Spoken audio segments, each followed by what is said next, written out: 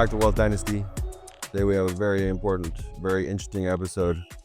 We're going to talk to a very specific group too. High income earners who are not yet wealthy, sometimes referred to as H.E.N.R.Y or high earning, not rich yet. If you're earning $250,000, $500,000, or even over $1 million, then this episode is definitely for you. We're going to talk about different strategies of how to protect those high earnings, how to save a lot of money in taxes, and also protect yourself and build other asset classes besides just the regular, how to use insurance as an asset class. And that's not just to protect or use as protection, it's also to build wealth and to protect against paying taxes and to give you and your family more options for the future. Anyways, glad to be here. All right, how you doing? This is Kurt, and glad to be here with Mark today for this podcast on Wealth Dynasty. And we're going to dive into the idea of using life insurance to create tax-free income in retirement. Mark, do you have any special questions you want to start us with? Yeah, so I guess there's that misconception a lot of people have, or the idea when we say the word life insurance, most people don't think of that as a way to build wealth or a way to, it's just usually something that you're putting your money into and you're throwing it away because you're never going to use it, or even if you do die, you don't even have a benefit. It's just your family is getting that money or whatever.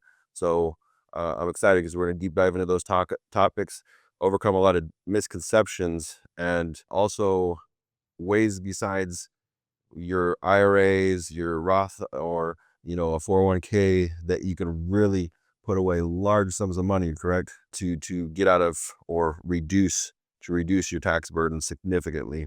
So I'm really excited about this. It's going to be a great episode. Well, thanks, Mark. So just to start off, I want to make sure it is clear that it is not a tax deduction. So the money that goes into the life insurance policy is going to be after you've paid your taxes. The tax benefits come down the road when you take the cash value out in the form of either distributions or a loan, and there's no tax on those distributions. And what type of policies are we talking about? What type of setup would that be like in that situation? Well, we can use whole life. We can use index universal life, which is a common vehicle. Variable life, also a very common vehicle, and just regular universal life. All three of those work.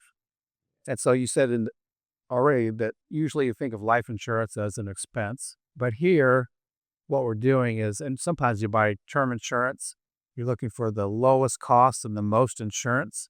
So you pay the least with the most insurance.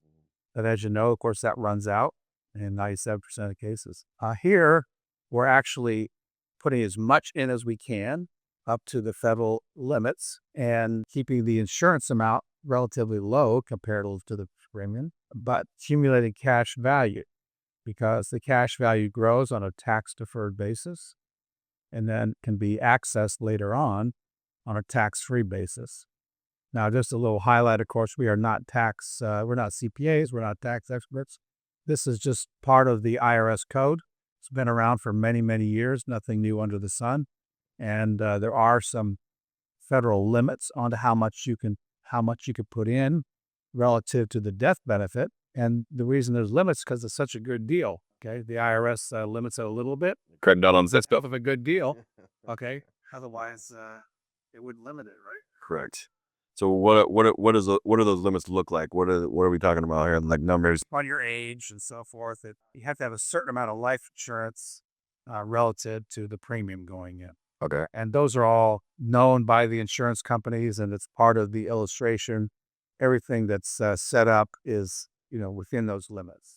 All right, so we don't go over that. Let's bring it back just a little bit. So let's say we have some of our listeners are doctors, some of them are lawyers, or you're making, or maybe you just landed a really, really good job and you're making $500,000 a year, $1 million a year, something like that. First off, it feels really good, you're making money like that, especially when if this is like a new job that got you a significant pay raise. But then it's time to pay taxes, and that's where things get scary. What are our listeners going to want to do at that point? Like, what's their strategy right now with they're in that situation, they just landed this job before tax season? What are they going to try to get taken care of? Okay, well, first of all, they want to maximize whatever their qualified plan opportunities they may have at work, whether it's a 401k or any type of tax-deductible plan, they're going to want to maximize that. But as you know, there are limitations to that, especially if you're a young person. The limitations are fairly strict. I mean, you can only put in so much money. We'll have some employer assistance with it, but you can only put in so much money. And it's not really enough to equal the kind of income you want to have at retirement. Correct. And so then the other options, of course, you can take money and put it into a regular brokerage account or CD or bank account, whatever it might be. On those accounts, of course, you have to pay taxes. And by the way, on all your money you put into your qualified plan, at the end of your career, you're going to have to end up paying taxes on that money, even though you deferred the tax for many, many years. You'll end up paying taxes on the money you withdraw at that time, and there's no way of getting around that. But that's pretty set in stone. With life insurance, you can put as much money into it as you want, relative to the death benefit, and there are no penalties for early withdrawal, no ages where you have to take money out. As opposed to, let's say, a 401k. Like if you liquidate your 401k, You liquidate for 559.5, you're going to pay a 10% tax penalty. wow. Yeah. And or at 72, you must take distributions, whether you want to or not, for your age. Right? And sometimes I've seen clients where they made $70,000-$80,000 a year, and all of a sudden they retire, and they were good savers. They've done a great job. They're actually in a higher tax bracket when they retire because they've done such a good job of savings in their qualified plan that now their income's 140, 100 out. So they're in a higher tax bracket than when they actually put the money in. That happens sometimes. Yeah. But for the folks we're talking to today, that's not going to happen too much. You're in the high tax bracket now, and you'll probably be, hopefully, depends on inflation and tax law in the future, you don't know, but hopefully you'll be in a lower tax bracket when you actually retire. Good. But some cool things about distribution from life insurance. Here in the state of Florida, it's a protected asset. It is in almost all states, it has some protections, similar to your home. So if it's money that can be accessed by creditors. And so in other words, if you're a physician or you're someone in a fairly high risk occupation for civil Malpractice or anything like that. that money can't be touched. That's not only you can't touch the money that's in there, you can't touch the distributions, and you can't touch the death benefit. Oh, we've heard All all. those things are protected money. All right. And so that's a nice feature. Also, when the time comes to take the money out, when you decide you want to, take that money out, it's not taxable income. It's not even reportable income because it comes out as a distribution of what you put into it. Get your money back, what you put into it. And then you could take loans out against that. And the loans are, of course, a tax-free distribution, non-reportable. There's nothing wrong with that. Okay. It's not the loophole. It's just that's the tax law. And then, of course, the loan, people worry about, what about the loan? How do I handle that? Well, the loan is actually paid off when you pass away by the death benefit. So the loan is covered by the death benefit. And then your family, of course, gets the remaining death benefit after you've Plus any other leftover distribution that didn't get. right. And anything left over in the policy, as far as the death benefit goes, the family gets that.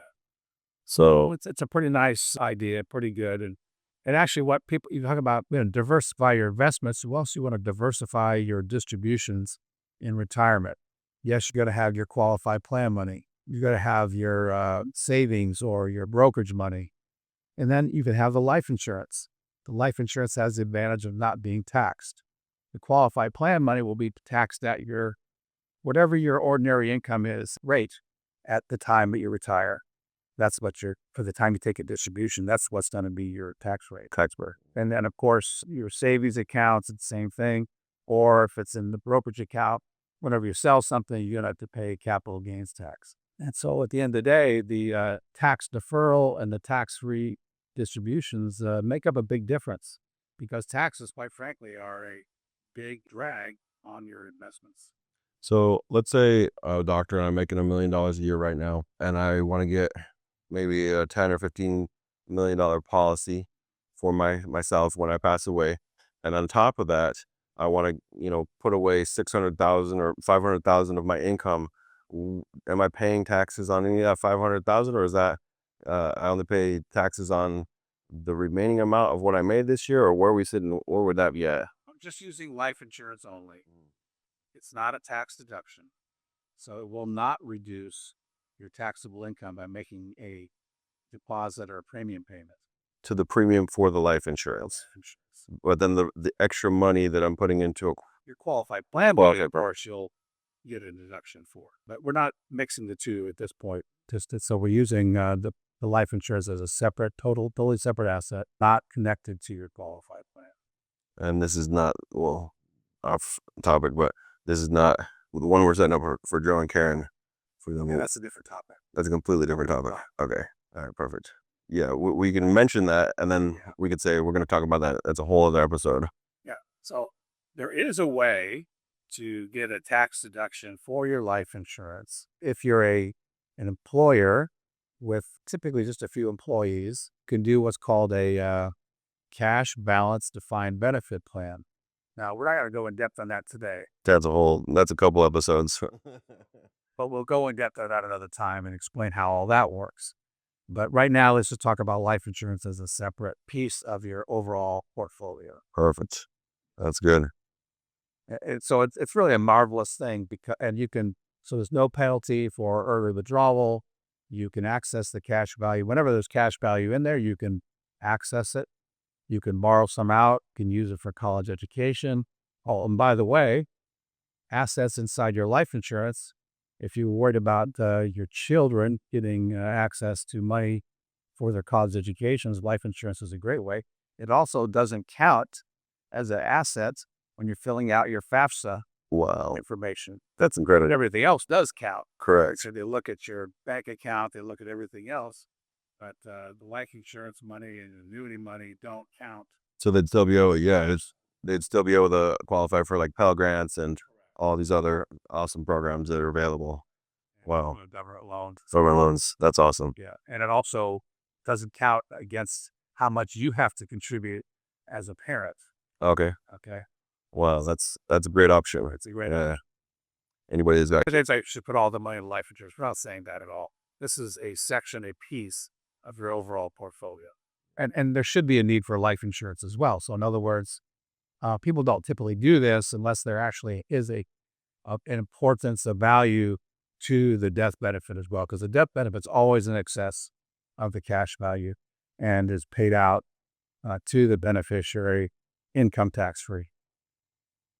awesome. That's great advice. Now let's talk about our foreign nationals. How our global citizens that are out there, let's say I own a business in the Caribbean or wherever I'm at in the world, Africa or Asia or wherever I'm at.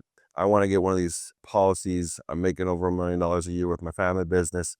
Can I get this? Can I live in a different country? Do I have to go to the United States? Let's talk about some of those things. Okay. So typically we're going to invite our global citizens to come to the United States to complete the application. They can do it.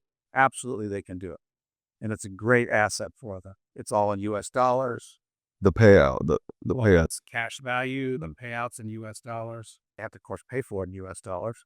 But it's a great asset for them. It passes on money to the next generation in an efficient way. It's a fantastic asset for them. A very stable, useful asset. See, that's a great hedge for economic instability in some countries that may have some issues with their local currencies. You have this asset that, you get $10 million of life insurance that's going to pay out in dollars. That's guaranteed money for your legacy, for your children, for your, whoever's going to survive you. Yeah. And whether it's a U.S.-based company or we can also do it on an offshore basis. But honestly, your best bet is to U.S.-based life insurance. Even though other companies work really, really well, the U.S.-based life insurance companies tend to have a bit of an edge. Tell me a little bit more about that edge. Is that like better pricing or better price, approved cost of insurance? And cost of insurance. Yeah. So better pricing, same thing. Yeah. And so just a better overall result. And as far as like getting qualified, let's say I may have diabetes or something like that. Is there a difference on my rating, whether I'm, with a United States based company or something else, or what does that look like? Yeah, so it can have an impact. Obviously, these are all medically underwritten, so it's not only having enough money to pay for, you got to have good enough health in it as well. And by the way, this is typically for people in their 30s, 40s, early 50s. Doesn't work so well once you get past 55. And why is that? Time to make it all work, because this all needs a little time to work. You need to pay premiums 5 to 7 years at least, and have at least a 10-year to 15-year window before you start taking the money out to get the best hit back. Okay, so Because there is a cost to insurance. correct. The cost of insurance is not as high as the tax. Okay, that's where you get the leverage there, because the cost of insurance is lower than the tax. Now let's talk about that. So we have some global citizens, some friends of ours, and clients of ours that have properties here in the United States. And how could they use this strategy to leverage that estate tax when, if they pass away and they're trying to get their family, the properties or the business that they have set up here? What does that look like? So global citizens, non-U.S. citizens that have U.S.-based life insurance don't have to pay estate tax on the death benefit or the cash value. Wow. All right, so it's good as opposed to other properties, any kind of physical property, real estate or anything else. That is what's called a U.S. situs asset, and someone passes away, they're going to be subject to pretty much a 40% estate tax. There is an exemption, but it's small, $60,000. So, for example, someone's got a condominium here in Miami Beach, maybe it's worth $5 million. They own it personally. It happens. That means that person passes away, about 40% of that $5 million, $2 million minus 60,000 is going to be owed to the United States government. What's the window that they have to pay that $2 million? 9 months. That's not, I mean, you got to come up with $2 million in 9 months. Yeah. I mean, some Well, people from don't the have that. sale of the Yeah, asset. some people don't have the liquid, or it might not be a good timing of the market to, fire sale that property. And Yeah, there's all kinds of issues that go with that. But now many people own it in offshore trusts and so forth and avoid that estate tax. But sometimes those trusts can be expensive to maintain. Life insurance sometimes is a very nice way of mitigating that risk. so it'd be good to run a cost analysis of what life insurance would cost as opposed to running that offshore trust, Correct. just to kind of compare apples. I mean, numbers. We really just showed side by side numbers right there. Right. Mm. So that's just a tool that you can use to. Now, the other kinds of assets too, businesses. You may have a business partnership with someone here in the United States, and that business is a U.S. situs asset. There could be artwork. There could be Royalties from stocks, music or or well, any kind of physical entity. So even stocks. So any type of U.S. stock owned in a brokerage account is subject to that estate tax as well. Oh, wow. Now your bonds aren't, and your savings account's not, but your stock is. Stock. Oh, Yeah. wow. So it's a nice versatile asset, life insurance is, to mitigate some of those issues, and also just to make sure that the family gets enough. And then, of course, using this concept of building a lot of cash value, well, that'll push the death benefit up higher later on and creates a significant legacy for the family. So you get the best of both worlds. You can borrow some of that out and use it for yourself and still have a big death benefit for your family later on. Doesn't go. I mean, a lot of times when a family or people they have their trust and everything set up and they're drawing money from that, they kind of a lot of our clients feel bad that they're taking money out of that. But life insurance is like a plan like this would be a way to kind of pay that back, right? Correct. It makes Yes. up the difference. Makes up the difference. Yeah. That's great. Yeah. So, really, it's just an amazing asset that it's underutilized in this country because of people are worried about paying too much for life insurance. But really, we're taking money from one pocket, putting into another, and you have access to your cash value and a life insurance benefit as well, with growth on that cash value. Now, of course, if you only do that plan a few years and then you cash it out, there may be a surrender charge. So it's something you've got to do on a long-term basis. And I personally like to see people paying premium at least 5 years. 7 years is kind of a sweet spot there, or more. They can put in longer, but if they put in just 7 years, they've got a great asset that's going to keep growing and accomplish great things for their family. And it's protected from creditors. And if you're a global citizen, it's not a U.S. situs asset, so there's no estate tax on it. You can own it personally. You can have a trust be the beneficiary to make sure them funds are distributed appropriately. So it's a fantastic asset. No, global citizens and United States citizens, there is a difference on how much you can contribute, that's going to go towards the life insurance premiums as opposed to in the cash value. Is that correct, or there is a difference there? U.S. based is going to be subject to the 7702 rules in the IRS code. All right. Now, if it's an offshore person and they want an offshore policy, then those rules don't apply. So they could put in a lump sum and enjoy some of the same benefits. And the payout will still be in dollars. Yes. Very Payout good. still in dollars. Very good. Yeah. That's an incredible. Okay, now let's talk about the downsides. Like, why do these plans? I mean, why would somebody not want to go with this? What is? Well, because there is a surrender charge in the first few years. People see that there's a possible loss of liquidity to some degree. It's not a huge loss of liquidity, but there is some loss of liquidity. Is that just for a certain period of time? Certain or is period of that- time. I mean, after 5 years, you pretty much got your liquidity back, Okay. and then you're growing after that. But there is a loss of liquidity, so people don't like that. So there has to be some tolerance for having a bit of a loss of liquidity in the first few years. And that's really the biggest downside, is that most of these policies do have a surrender charge for 10 or 12 years. It's a declining surrender charge. The biggest charge, of course, is in the first year. So it's something you got to go into with the idea, I'm going to stick with it for a few years and, make it work for me. Now, one great thing about these are very flexible in terms of premium and how premium is paid. So in other words, all these universal life policies, you can skip a premium if you need to. So if you have a bad year, you could maybe make 2 or 3 premium payments. You have a bad year, you don't want to make a big contribution to it this year, you can, back off and make a smaller contribution. And then hopefully later on you can make up the difference. And so it's highly flexible in that regard. So in other words, everybody knows that business people, some years are not such great years. Stuff happens. Okay. And so this is a way of creating some flexibility without them losing their benefits and, being able to kind of weather the storm. Very cool.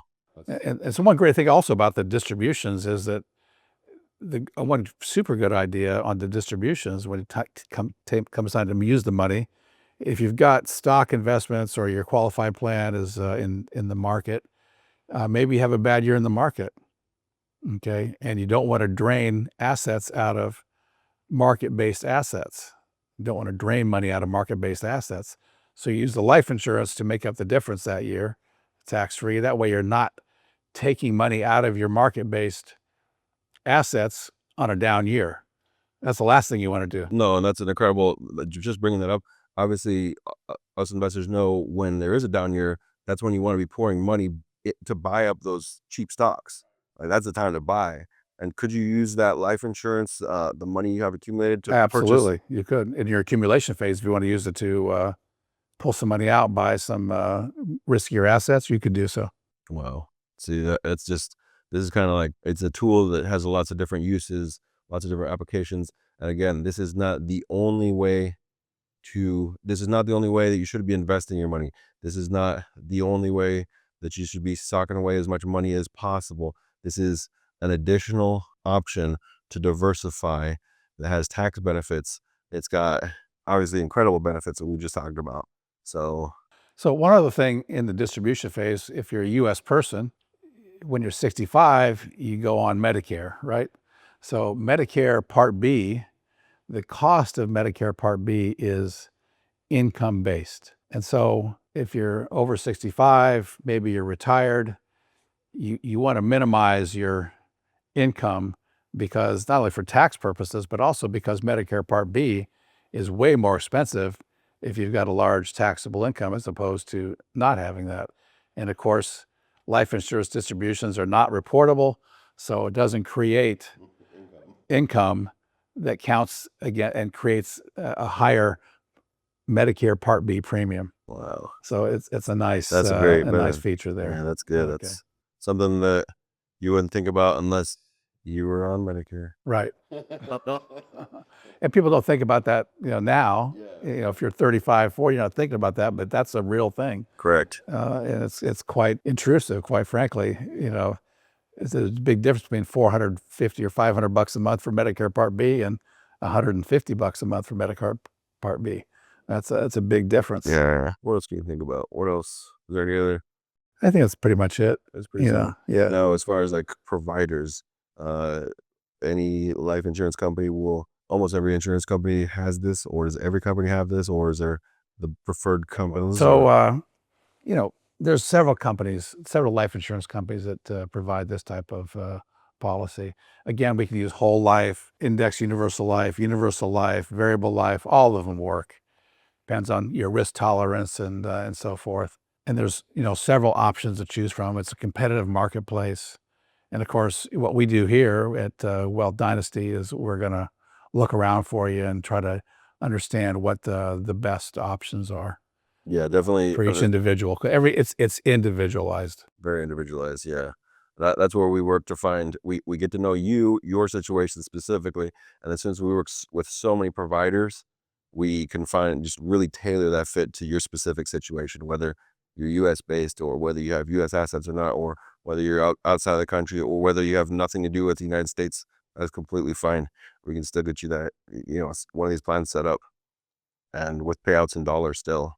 And you don't have to come in the United States to do the paperwork, which is great in certain cases. Yeah. So most of the time we're going to want you to come here, but there are situations where it may not be feasible. And so we have other options. That's great. Yeah.